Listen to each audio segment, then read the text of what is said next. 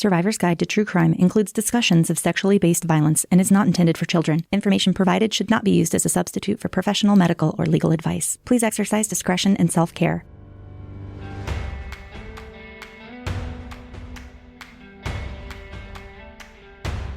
Welcome back to Survivor's Guide to True Crime. I'm Kim. And I'm missing Kara. Kara's just getting back from her amazing trip in Italy, and I can't wait to hear all about it. So we're actually bringing you a special episode this week. Our friends over at the Murder Diaries, Natalie and Paige, invited us over for a conversation on ethics and true crime from our point of views both as survivors and as podcasters in the true crime genre. So enjoy this bonus episode today, and we'll be back with our normally scheduled episodes again next week. In the meantime, you can always catch us on patreon.com/SGTC. And now, here's the Murder Diaries conversation with Survivor's Guide to True Crime. Today on the Murder Diaries, we're doing something a little different. We're speaking about ethics and advocacy in true crime with two people we've learned a lot from. Our friends from Survivor's Guide to True Crime, Kara Robinson Chamberlain and Kimberly Corban. We are here with two incredible survivors, Kimberly Corban Rourke and Kara Robinson Chamberlain. Thank you both so much for being here today. Just for the recording, we want to say that obviously we would love to invite you both to tell whatever you're comfortable with about your stories, just for context of, who you are and kind of where Survivor's Guide came from, of course, which comes from your background. But we want to make sure, obviously, if you don't feel safe doing so today, of course, please, we know that you do it a lot and we don't want to be one of those places that makes you relive it too, but we know it's a big part of who you are. So if you don't mind, go ahead and start by introducing yourselves. Sure. Well, I want to preface this by saying that we are going to discuss sexual violence and kidnapping. I'll let Kara do her own trigger and content warning, but if you are in a place where you don't feel like you can consume this kind of content, please take a break, fast forward, whatever you need to do. We always include resources and links on our websites, which I'm sure you'll all do as well in show notes, but please take care of yourself and listen at your own speed. Kara, you want to go ahead? Absolutely. So my name is Kara Robinson Chamberlain, and the short version, I guess the elevator pitch of who I am and how I came to be where I am today is when I was 15 years old in 2002, I was kidnapped from my best friend's front yard by a stranger. I later came to find out that person was a serial killer after I escaped from him. I was held captive for 18 hours by him, sexually assaulted multiple times, and was ultimately able to escape while he was sleeping, and went to law enforcement, gave them information that led to his identification. About 2 days later, after a police chase, he committed suicide. He was about a month and a half later linked to 3 previously unsolved homicides in Virginia in 1996-97. That's when I found out I escaped a serial killer, went on to form relationships in law enforcement, work in law enforcement up until the birth of my children, working as a school resource officer and then an investigator investigating child abuse and sexual assault cases, and ultimately a victim's advocate. Did that up until the birth of my children, like I said, and took a break for a little while for raising children and returned to advocacy work when I met Elizabeth Smart and sit down with some other survivors and what it looks like to feel seen and heard. And that ultimately changed the course of my life and began to form relationships with other survivors like Kim, and realized that we needed some different perspectives on not only this true crime industry, but what it means to be a survivor. And if sharing my story was something that could help other people in their healing process and feeling seen, and if it was something that could make a change in the ethics of the true crime genre, then that absolutely was something that I would do. And so that's how I came to be here. So I was a 20-year-old college student at the University of Northern Colorado in Greeley, and a stranger broke into my college area apartment, held me captive for 2 hours, and sexually assaulted me.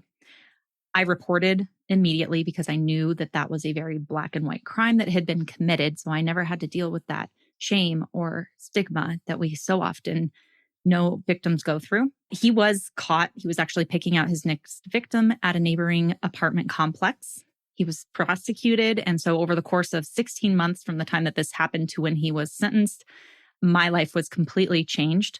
And I decided near the end of that jury trial that if all of the things that I had been going through could help one other person not have to experience what I did, then it would be worth it. And so I released my name to the media. I started taking an active role in talking out about this because at 2006, 2007, I'm trying to do math in my head. That's not something I want to do on a Friday afternoon.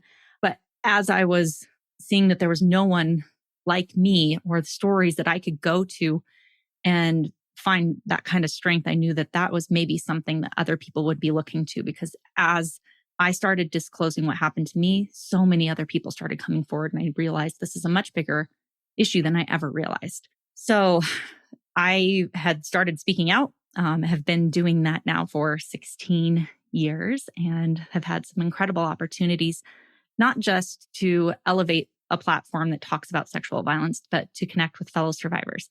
Like Kara said, we met on TikTok when our advocacy efforts changed from in-person to online and just hit it off right away. So this was something that was in the works for a very long time. We needed to find the right space and have the right people, I think, believe in us to give us just that little bit of extra push.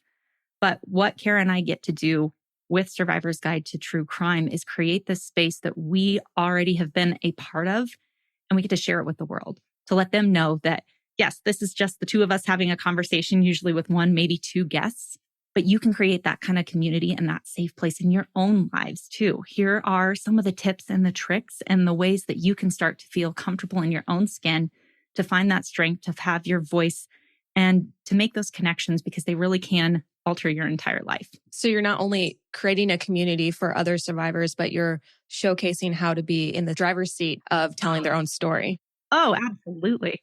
So my whole thing, when I go back and look at even my very first on-camera interview, I say it then, and I've continued to say it even today. I don't care if you remember my name or my face. I want you to remember my story. And what Kara and I try to do with each episode is give you, the listener, the tools to do what you need to do in your own life to feel as healed and complete as possible. It's not what's worked best for us. It's going to be different for everyone.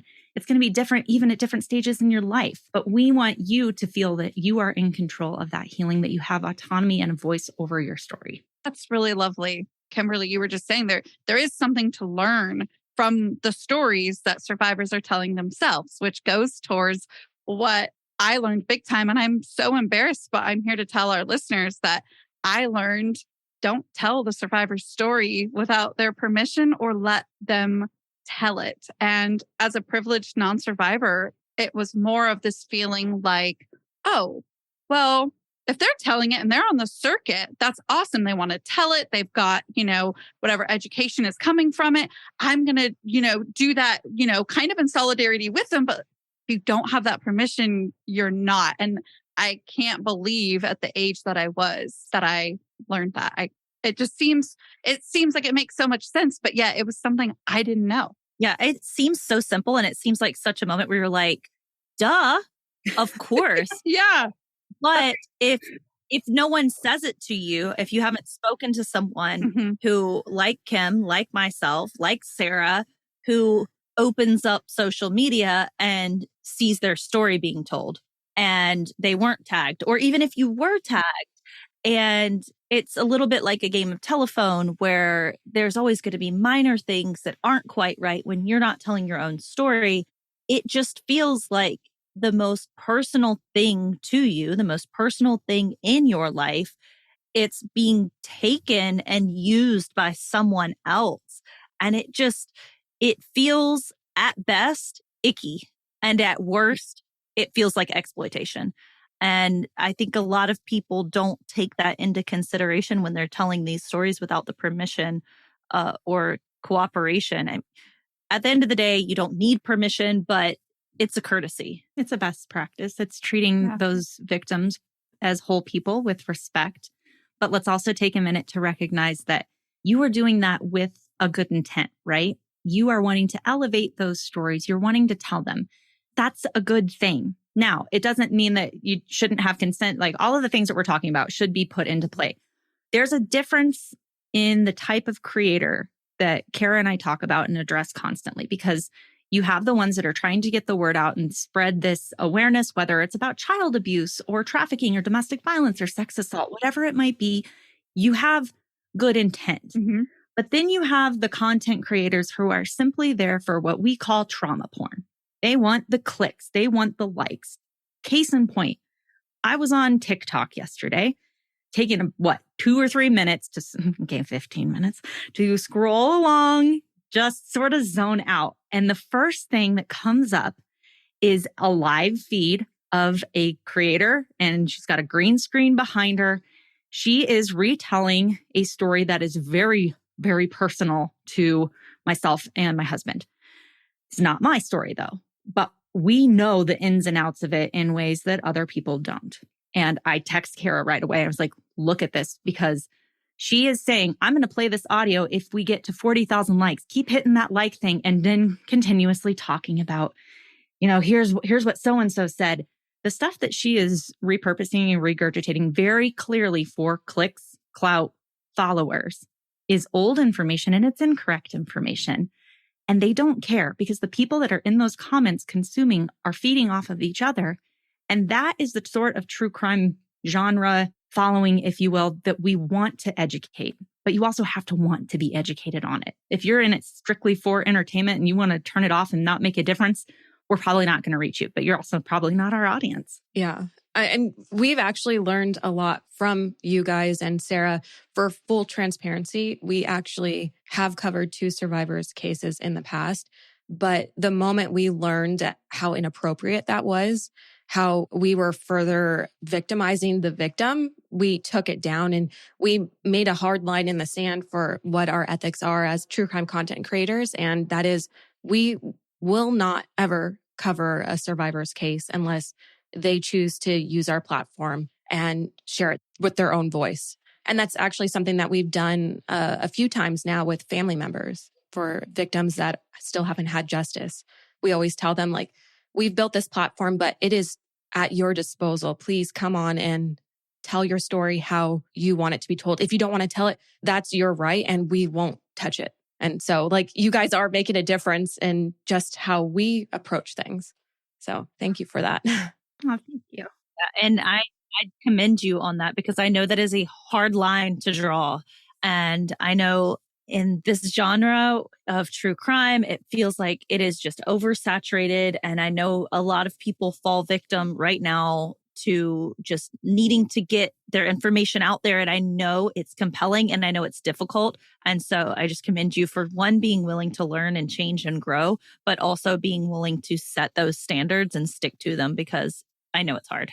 I appreciate that, because it is embarrassing to admit that we posted them, but I think it just shows the true measure of an apology. That's the true measure of growth. Yeah, I think it shows how much we've grown. And I appreciate, that we're a partnership that, Paige and I both agree on these things. And so that's so important too. You have to have that camaraderie. And especially when I'm finding you have more than one host with a podcast, the most important thing that people are there for is your friendship and that mutual respect. And, Kara and I can disagree on different things, but at the end of the day, none of that matters, because we are together in this.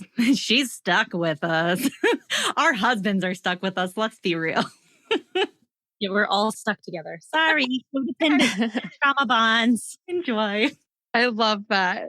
And it's not to trivialize the idea of being a survivor, but I think of just some of the medical conditions, for example, that I have that, sometimes, a family member or somebody might share to somebody without me even knowing. Yeah. And that wasn't to a wide audience of a whole true crime podcast. That's from one person to one person. And that can be embarrassing enough. So when I really sit and reflect on it, it just was like major light bulbs. Yeah, you make a really good point that I think will probably resonate with more of your listeners than being the victim of a high profile crime. Your story and the things that happen to you that you don't have control over are yours. And when someone else begins talking about that, it doesn't have to be a sex assault or something. How about a breakup? Someone's gossiping about it. It feels like you lose control, and it's a little bit dehumanizing. That spotlight effect and feeling like everyone is staring at you or knows something about you that you can't control that narrative doesn't feel good. When it's on a much larger scale like this that Kara and I are talking about, when it is some kind of victimization that altered our very brain chemistry and you have people that are profiting off of that and making it into clickbait. It is one of the most dehumanizing feelings, and it also re-victimizes us over and over again. I think the biggest one that I've had, at least in recent memory, I have a 911 call that I made that morning, and I shared it to YouTube originally in 2016 as a part of my keynote presentation so that I could access that. And then through a series of day-long tweets for the 10th anniversary, I used it as a training tool.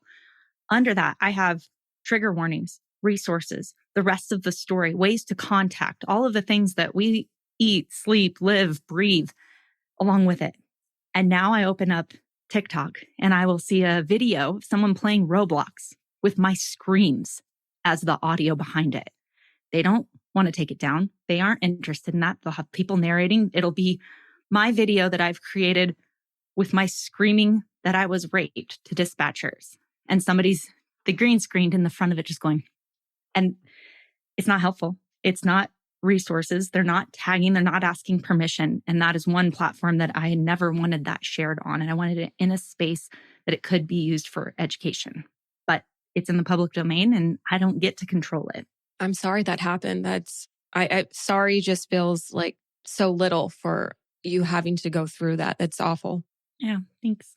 The idea of something so personal, one of the worst, if not the worst moments of your life being, and I'll use the word hijacked like that, It's unfathomable. And it brings me to your TED Talk, where I can only describe that TED Talk as a gut check, even more. And for our listeners that haven't seen it, we'll link that in the show notes with your permission as well. Of course. Thank you. Your story, as explained and what I took from the TED Talk, was hijacked from this idea of like the political side of things, not something that you might guess or assume would hijack a survivor's story without their consent or just take it on their own. And it seems like that's what you talk about in your TED Talk that happened to you. Can you talk a little bit about your experience sort of working on the political side of things and how that happened? Because it seems like it was used for political gain. Your story was used for political gain that didn't necessarily have a ton to do with you other than what you were interested in trying to advocate for. And it just kind of came in and swept away. Let me start by, okay, let's discuss politics now. All right. I was not super into politics, especially growing up. I wasn't even in college. It was not something that was of interest to me, and I didn't think it impacted me. Erroneously, I will say politics have something to do with everyone. It is something that you should keep an eye on and be a watchdog for, but you don't necessarily have to get involved in the nitty-gritty if your space is too cluttered to take that on. I chose many years after my assault to begin concealed carrying. I was a student at the same college in grad school.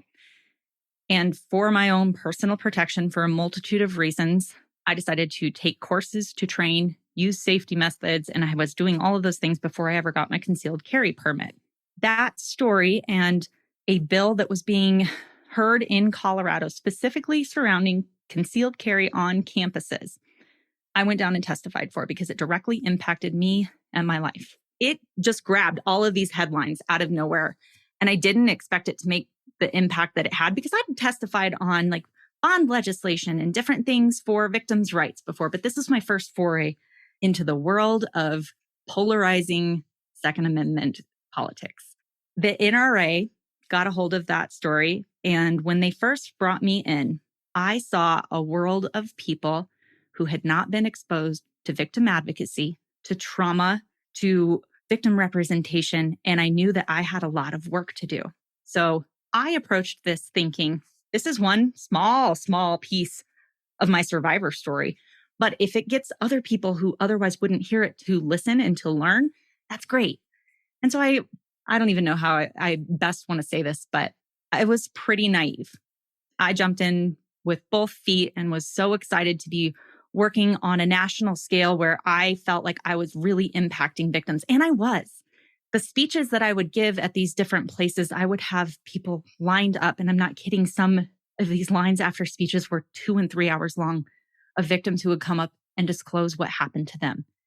Those are the impacts that were important to me.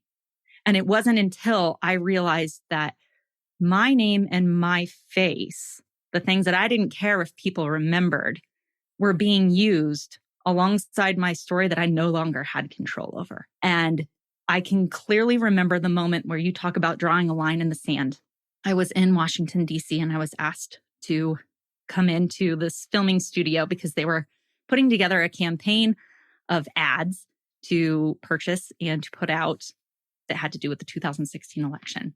And I went and they had this script already written for me. It is a minute-long segment that they were going to cut down to 30 seconds, depending on where they would be showing that commercial. I'm fairly new, but I'm pretty media savvy. At the same time, I worked as a public information officer, and I had been doing media stuff for long enough that I'm like, okay, some of this isn't right. Like my actual story, some pieces aren't right. And at the end, it had me endorsing a political candidate who shall go unnamed. And I said, absolutely not. Never once have I said that I want to endorse this candidate. And frankly, I don't. You will not get me to say that. And so they let me still record the ad because it was more about, hey, the opposition, I'm not a fan of. If you had to ask me, I was not going to vote for the candidate that they threw all of their money behind and went into debt for, but they used it as if I was. And I didn't understand that until the following year when this girl comes up to me, and I talk about this in the TED Talk, where she was asked to ghostwrite my story. She sees nothing wrong with it. And frankly, I don't blame her. She's doing her job. She's at an after party, half in the bag, telling me how impactful my story was that she rewrote, got wrong. I had no idea that this went out, but apparently it was the largest direct fundraising campaign that they had all year. And it was talking about my rape that I didn't write, but they wrote it as if I did. And that is not something that happens in a silo by itself. This is something that happens not just on one side of the aisle. Please do not mistake me for saying that one side is good and bad. It's not the case. Both sides do this constantly. And you have to make sure that if you are sharing your story in that way, you maintain that control and that autonomy over it. But frankly, they're going to take it and use it no matter what. So having survivor and victim voices represented in local legislation is incredibly important, but we need to be speaking up as people who are not directly impacted on behalf of them. I shouldn't have to go down and testify at the Capitol for a bill that was being heard 2 days ago on judges that should be better represented and more informed on domestic violence for family court cases. But if survivors and victims aren't doing it, who will? Or who has the perspective besides survivors and victims? Right. Sounds like from your story too, just going back a little bit, that not only was your story hijacked, but almost your likeness in many ways as well. Trying to paint you as promoting one thing, that's a whole mess. Oh, totally. And I had a really hard time because parts of it, yes, I'm actively engaged in, I'm enjoying it. Kara and I were just talking about this. I got to film a web series that was 6 episodes long with Sig Sauer in New Hampshire back in, I want to say 2017. It was awesome. I absolutely loved it because we did situational awareness training. I got more training during that time filming that series than most of our law enforcement officers do. I would feel completely comfortable going in and clearing out a house just with the information and the training that I got during that time.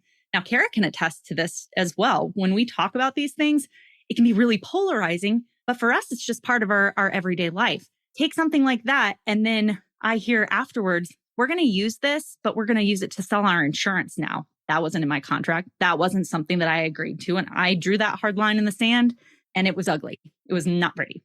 Kara, chime in, because I feel like I'm going off the rails. Well, I'm glad you're asking Kara to chime in because I am curious. I know Kara has had a documentary, and I know that she's had a movie based on her experience and her survival. And you were involved in both productions, but I am curious if you've experienced somewhat of what Kimberly's talking about, of your story being hijacked from you and what that felt like as, you know, yourself hearing someone else tell your story. Yeah, absolutely. It happens. I want to say daily. It's probably not that frequently, but it feels like it's daily that I will get someone who will send me a photo or a screen grab.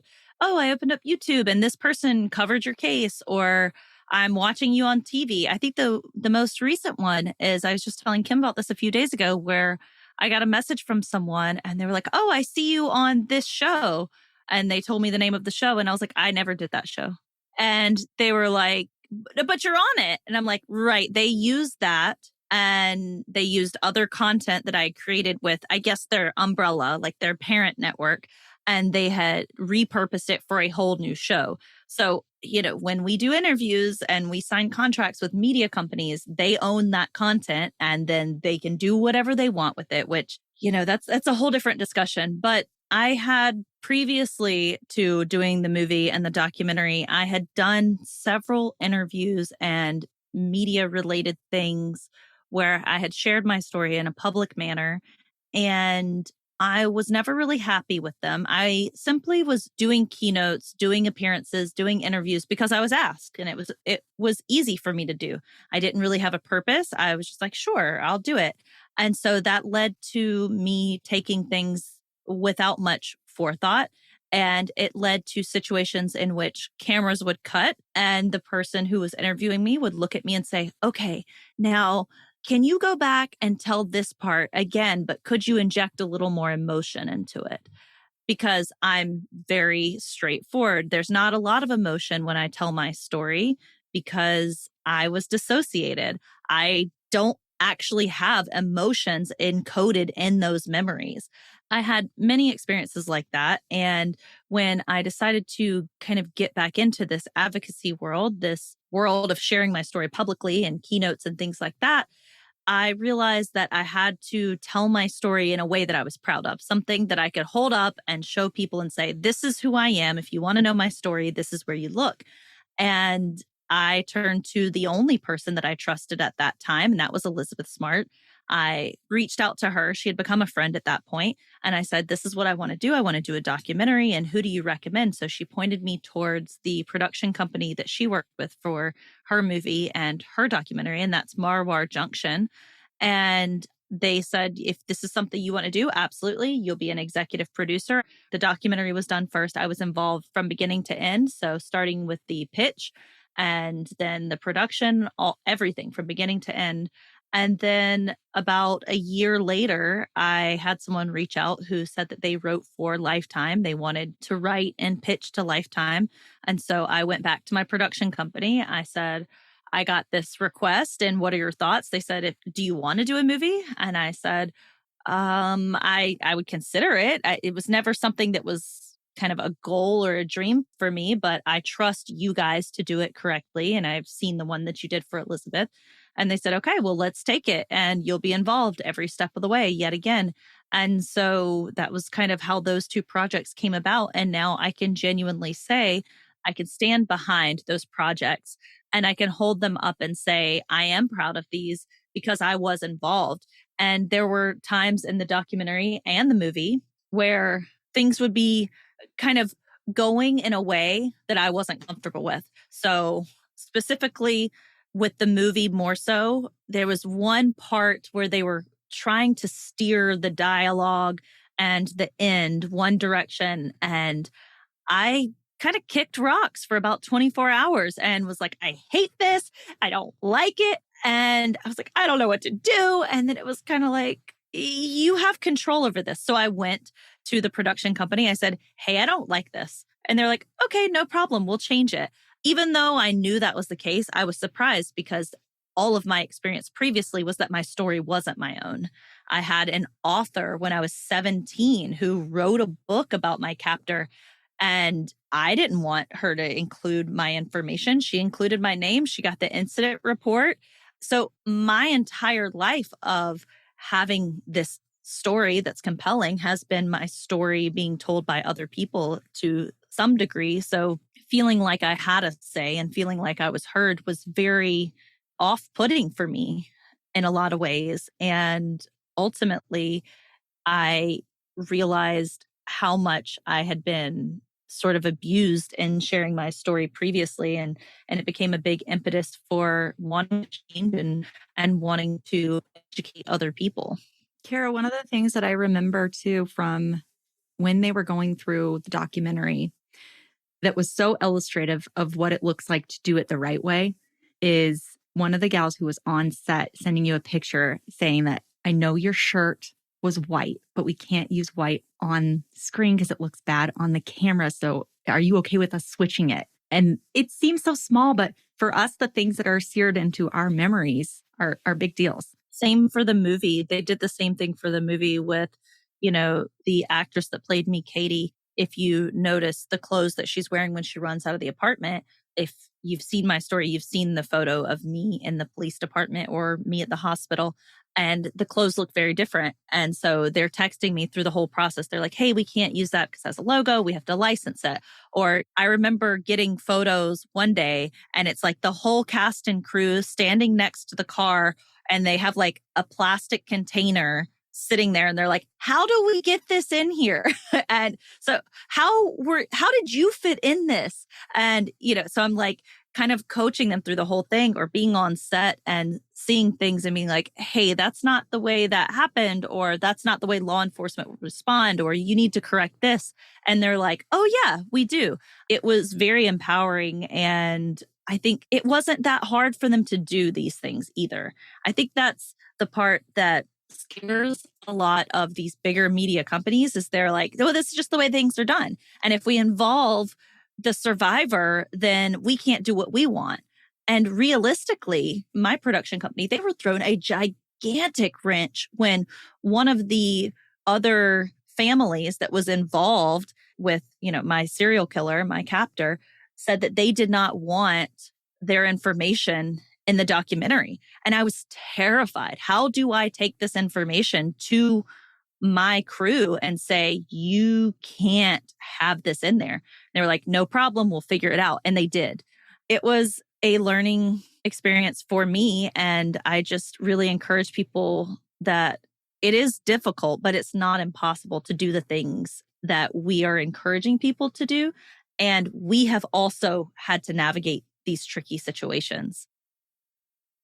I don't know about you, but I am feeling extra stressed and I would like to not cut my bangs this time. So how are you currently dealing with your stress? When I realized that I was going to be reliving my trauma on a very frequent basis, I realized that maybe I needed something to increase my stress resiliency. I was lucky enough to find Cured Nutrition. I unequivocally can say it's changed my life and how I deal with stress. I know that sounds dramatic, but Cured is a brand that is high quality. They are full of CBD, adaptogens, and functional mushrooms. All three of those go into your nervous system and they actually calm your nervous system. So you feel a little bit more like a freight liner in the ocean, not getting rocked by the waves, as opposed to a rowboat getting thrown all over the place. And my favorite, Kim got to try when she was here in South Carolina, are the gummies. I loved it. And I didn't expect them to taste so good. They're my favorite for when you're feeling a little extra stress on top of your day. Cured Serenity Gummies have CBD, just like all of the Cured products, but they also have ashwagandha and L-theanine. Together, those three go into your system and they just give you a nice, tranquil feeling. I'm so excited to learn more about them and try more of their products now that you've got me hooked. Yes. And for any of our listeners who would like to try Cured, you can go to curednutrition.com. That's CURED, nutrition.com. And you can use code KARA10 to get 10% off your purchase today. That's KARA10, curednutrition.com. Give them a try and let us know what you think.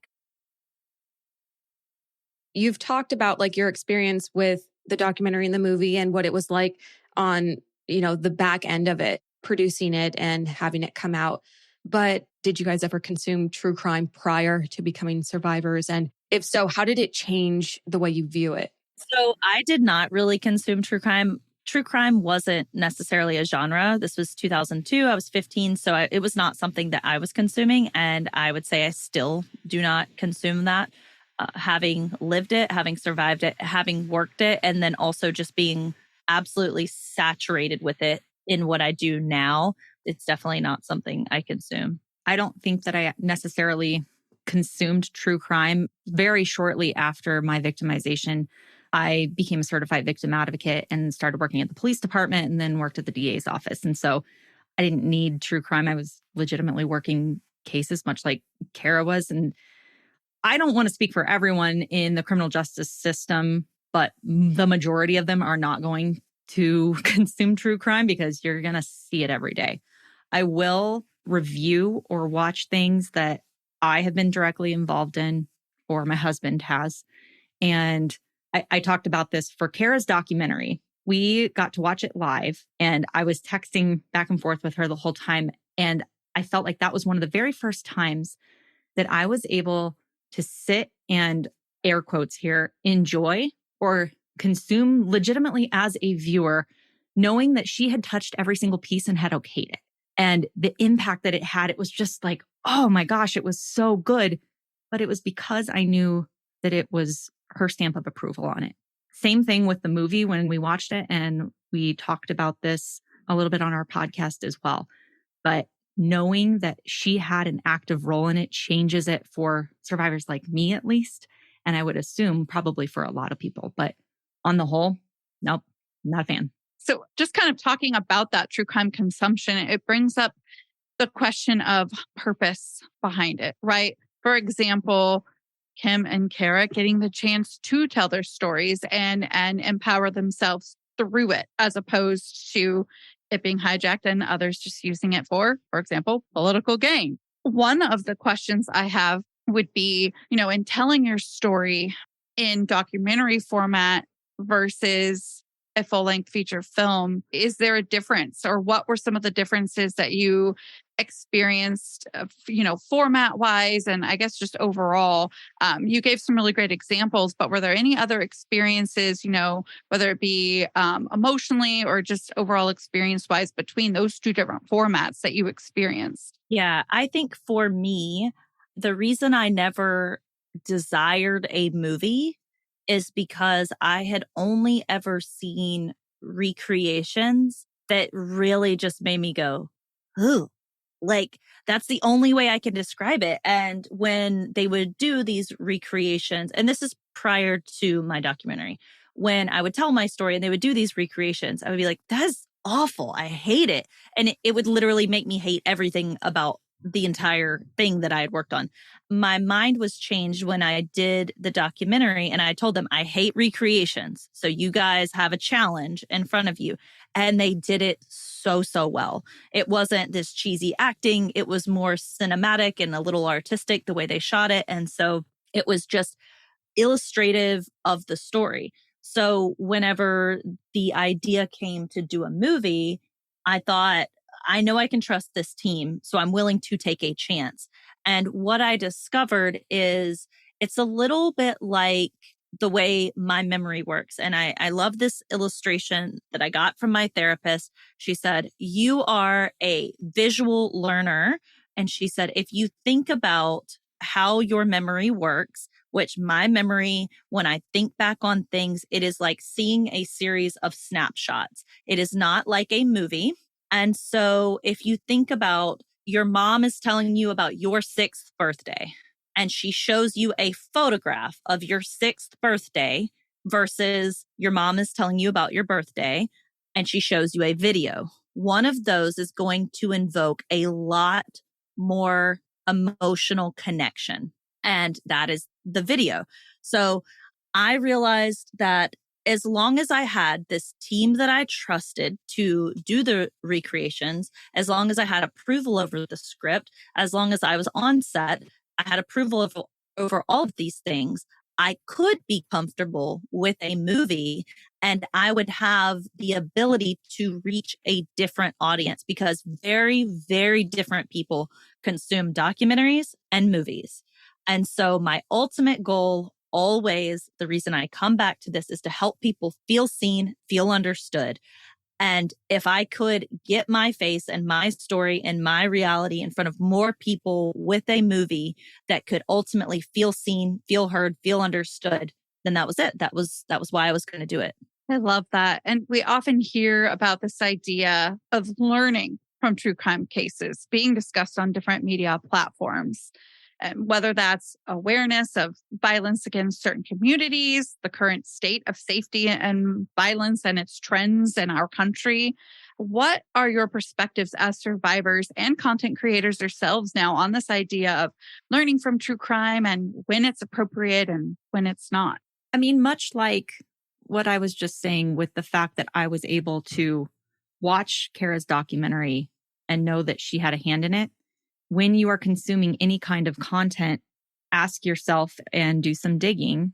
Are these creators getting consent?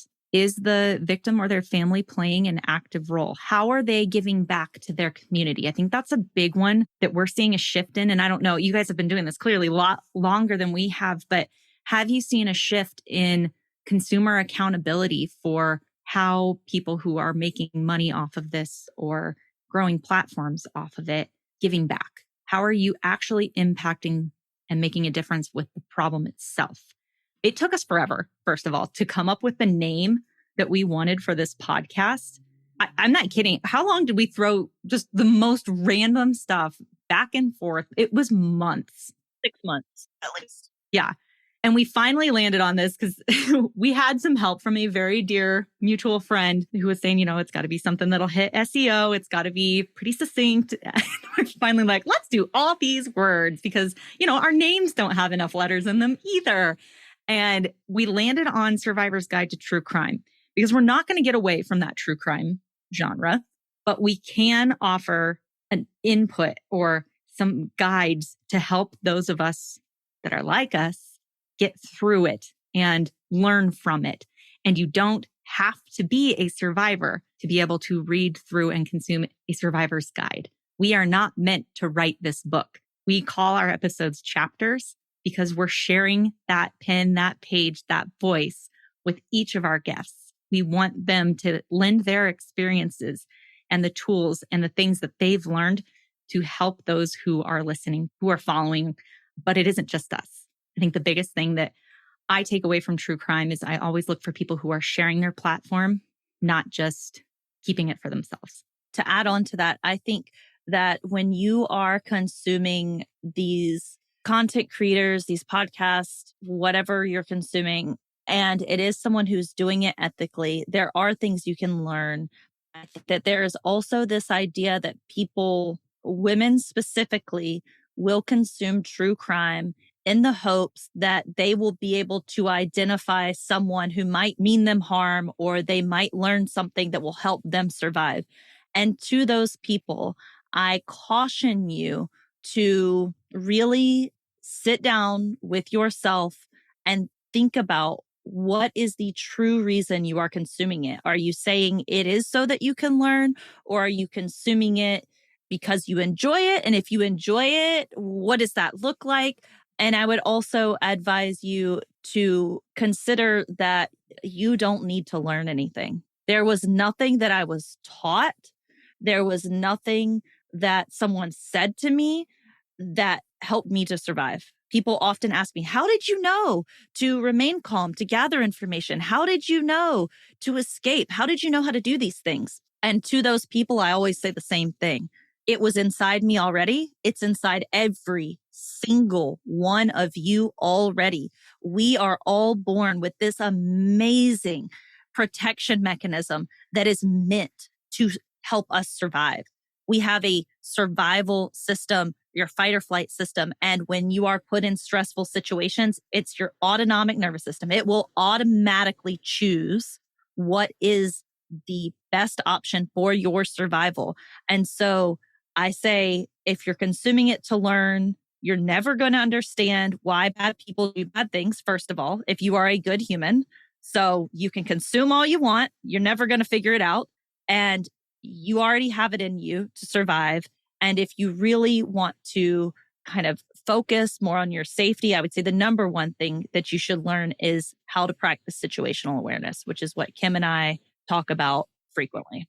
And I think one of the other really cool things too that we're getting as far as feedback, whether it's in our DMs or in reviews or emails, that we have survivors listening who aren't listening to learn how to survive again or something. They're learning that the way that they responded to these abnormal situations was normal. They're feeling validation. And if nothing else, that at the end of the day for us is worth it. I would love to know both your opinions, what you believe the future of ethics overall in true crime is. And then if you even think it's possible to make truly ethical true crime content. I think it's going to be driven by consumers, much like any revolution or change, upheaval, if you will, it's driven by the people who are consuming. And it is always follow the money. And if you are not giving your time, talent, and treasure to these people who are not doing it ethically, it will have to change. You can force a hand to do the right thing. It may be long and arduous and tough, but I think the more visibility that we have across all different forms of platforms, the bigger the change will be. Kara and I are not with a network. We chose that as we got started because we didn't want to compromise what we knew needed to be done in the way that it needed to be done. It's tough. Let's be very honest. I don't even want to guess how many hours a week we put into editing and content creation and trying to keep up with DMs and our Patreon and all of those things, but it's us through and through. And we love doing this. It's our passion. We know that it's helping and we're doing it in the right way. And the more people see that and understand that it can still be done, I think we're going to see a huge shift. And I really look forward to that because there's people like you that are willing to learn, that are willing to share your platform, that are looking for ways to improve constantly. Those are the ones that I want to see come out on top. And the only way that we can do that is as consumers to drive that force and to be a voice. And we have definitely seen consumers begin to be more conscious.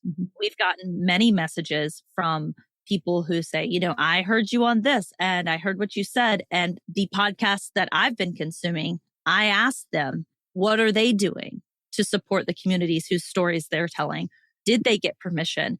And so the more we have these conversations, the more people will realize that maybe this thing that they're doing is harming somebody. And at the end of the day, no one willingly goes into true crime consumption saying, oh, I want to consume this. And I don't care if it's hurting someone. Most of the people who are consuming the content have gigantic hearts and they are consuming it because they want to be safer. They want to understand.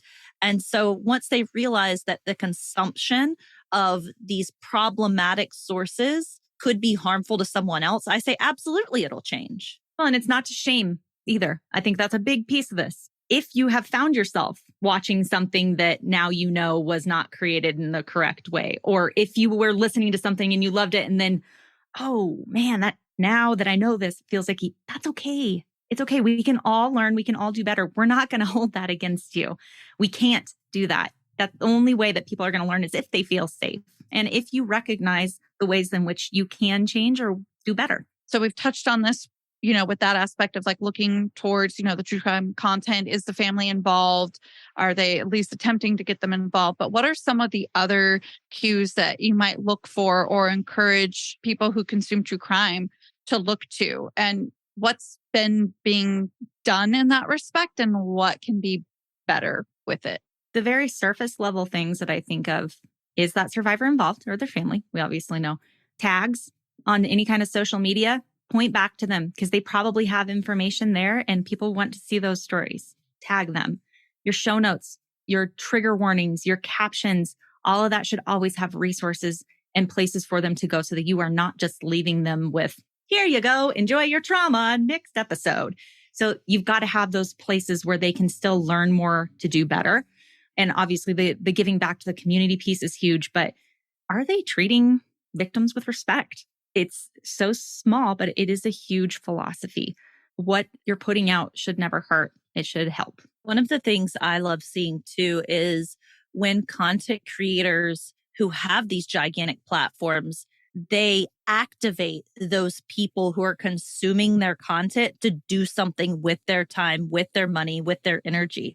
I think if you're doing this and you're doing it for the clout, you're doing it because it's your career, more power to you.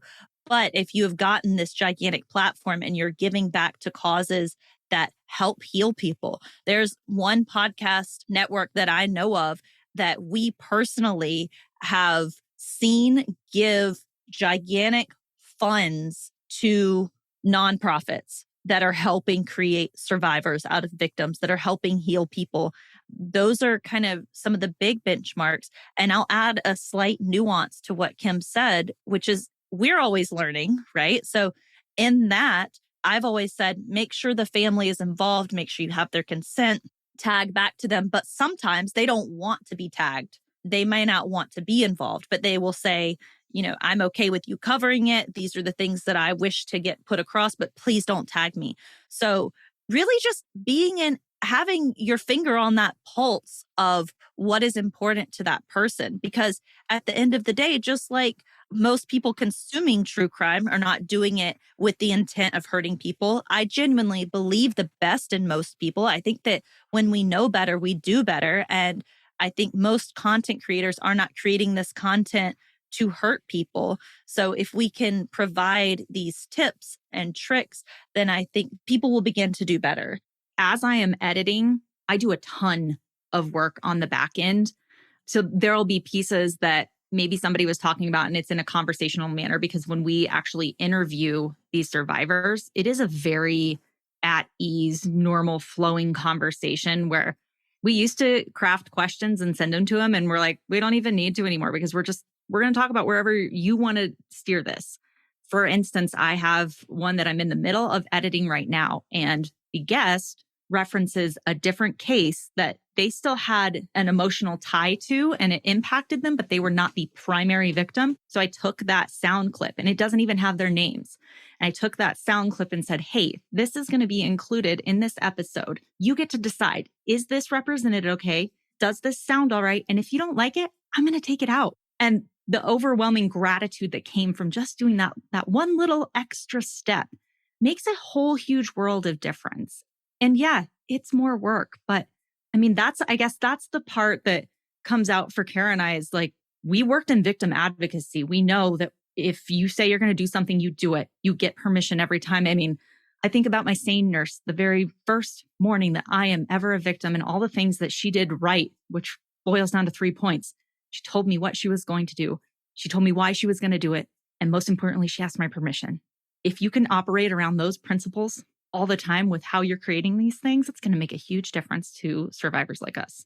And I would say if you are someone who is out there and you are creating this content and you say, that's too much work, I don't want to do that, then you better freaking stop. Yeah. Because we have definitely had scenarios where it comes down to the wire and someone changes their mind about something and they want to pull something. And to be quite honest, it's a gigantic pain in the butt. Mm-hmm. However, we are practicing what we preach. Like, oh, well, we will do it ethically.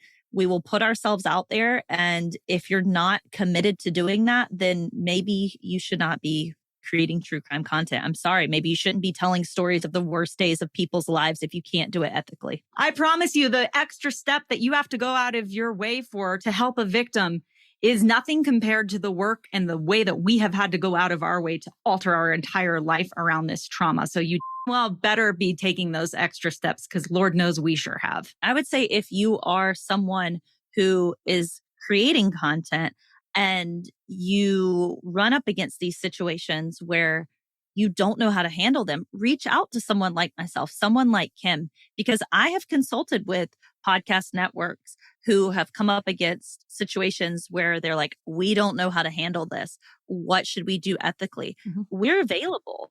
And there are other people who are available. There are whole companies that consult for this kind of thing. So there are resources out there for you.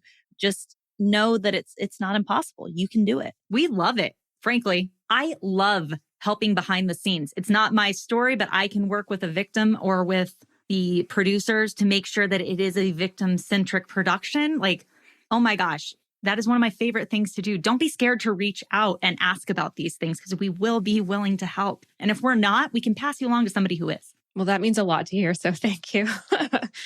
As we move towards a bit of a closing today, I want to ask each of you if you are willing to give us 3 words that describe what it's like to be a survivor.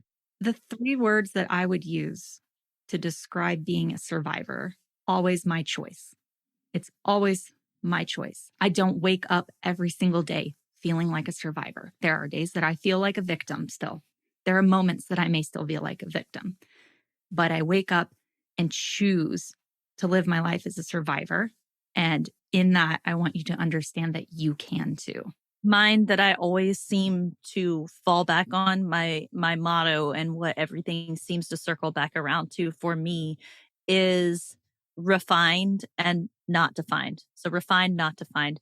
Because I think so often, especially for those of us who are sharing our story publicly, we can get pigeonholed into this one-dimensional character. And for those of you who have just been through something difficult, just remember that the bad things that happen to you in your life absolutely do not define you. Just like Kim said, it is your choice what you take from every situation in your entire life. You get to choose if you pick up offense, if you are refined or defined, if it makes you stronger. I'm not saying it's easy, but I am saying it's possible, and bad things that happen to you don't have to define you. I absolutely love both of those. Thank you for sharing. I know it can be a vulnerable question, but wow, that was absolutely beautiful from both of you. Thank you. Thank you. Of course. It's like we do this for a living. We should start a podcast. Yeah. Idea. I'm curious, we've talked a lot about survivors in the public eye, but there are a lot of people who have survivors in their own lives that aren't public with their experiences. So can you touch on, just from your perspective, how best it would be for our listeners to support survivors and their families in their own lives? I got this one. I feel like I wrote a whole book proposal on this as well. I feel like you did. Two things. One, I want to bring up, because an important part when you are talking to survivors, always include a call to action. Always look for that. There's got to be a call to action. Just like Kara was saying, you want to activate your listener base. I work with and consult for End Violence Against Women International. It's in its 20th year as a nonprofit that does primarily trainings for first responders, law enforcement, survivors, SANE nurses, victim advocates, like you name it. And they have started a campaign that is now in its 12th year called the Start by Believing campaign. And it's 3 words, but it is an entire philosophy. And if you are looking for ways to best support the survivors in your life, you can access startbybelieving.org. You can go on there and take the pledge that when somebody speaks out to you or discloses abuse, you can say that you will start by believing them. It's study after study after study has shown that when a victim outcries, it's usually to 2 or 3 different people that are in their close circle before they will reach out for crisis services or to report, and how they are responded to with those outcries. It shapes the trajectory of their healing journey completely, because if they are met with belief, they are far more likely to report that crime or to seek crisis services, which ultimately makes our community safer by holding those offenders accountable. If you want to make a difference in your life, that is the best way to do it. Start by Believing has a ton of resources. They are completely free, all online, points you to a bunch of different places. So it's startbybelieving.org. And I would really encourage you to go on there. If you fill out the pledge, you can use our hashtag. It's SGTC, which is Survivor's Guide to True Crime, when you're filling out campaign hashtag, but it's completely free. Go on there, take that pledge. We love to see posts and things with people that are talking about it, but we did just celebrate Start by Believing Day during the month of April. It's always the first Wednesday, and I absolutely love it. Yeah. And just to add to that, I would say if you are seeking to support the people that are in your life, absolutely start by believing. It's not always necessary to say those exact words. You can do that with intention, with feeling. But also, I think it's so important to do a few other things. And this is the basis of what I give my keynotes to law enforcement on. And it's to let the victim or the person in your life that you're trying to support, let them lead the way. Let them tell you what it is that feels right to them. Let them make decisions. Let them have control, because kind of the crux of being a victim is that your control, your choice was taken from you. So never underestimate the power of allowing people to choose, whether that's, I know Kim tells a story where her parents asked her what she wanted for dinner that night. And it's something that is so simple, but is so impactful to begin to make decisions. Both of your responses are going to be so helpful to our listeners. And I know that going forward, they're going to definitely implement this information. So thank you. We want to thank both Kim and Kara for joining us today, for your valuable voices. Thank you so much. Please let our listeners know where they can hear more from you. You can find us at survivorsguidetotruecrime.com. We've got everything listed there. But of course, we are very active on social media. It's SGTC Pod and Survivor's Guide to True Crime, depending on which platform you're on. And we can send some links along. You can always find Kara and I as well. And our stuff is always linked in there. Yeah. So on all social media platforms, I am Kara Robinson Chamberlain and Kim is Kimberly Corban. You can find us, as she said, we're both pretty active on social media. We both also have websites where you can access all of our links. They're just our names, KaraRobinsonChamberlain.com and KimberlyCorban.com.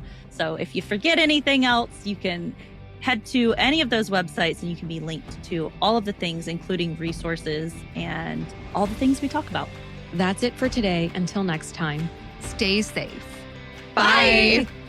Survivor's Guide to True Crime is hosted and executive produced by Kimberly Corban Rourke and Kara Robinson Chamberlain. If you love what we do here, please don't forget to follow, rate, and review the show in your podcast player. It's an easy and free way to help us and help more people find the show. To learn more about the guests featured or to find resources and information discussed on the show, visit survivorsguidetotruecrime.com. Thanks for listening. Well, see you later. Lonely, I'm so lonely. I won't be quitting my day job.